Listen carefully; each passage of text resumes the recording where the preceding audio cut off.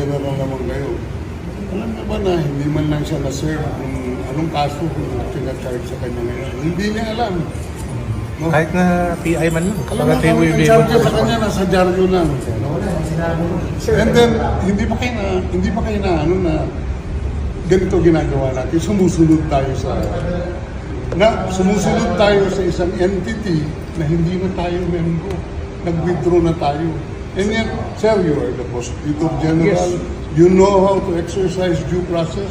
Before you can even file charges, you have to file a complaint. We have to file a counter affidavit. Without doing those procedural process, here we are being issued a warrant of arrest, questionable warrant of arrest. Ano ba naman po, sir? Sir. There's naman doon, blooper, puro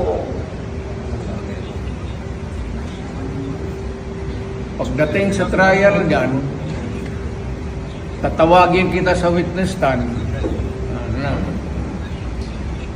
Sabihin ko, you're the person who arrested me.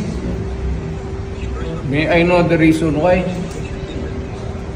Have you read the documents? Or at least, have you read the case at that time when you made the arrest? So that you would be guided to what you should know. Yan lang yan. Kaibigan tayo, galing ako gobyerno.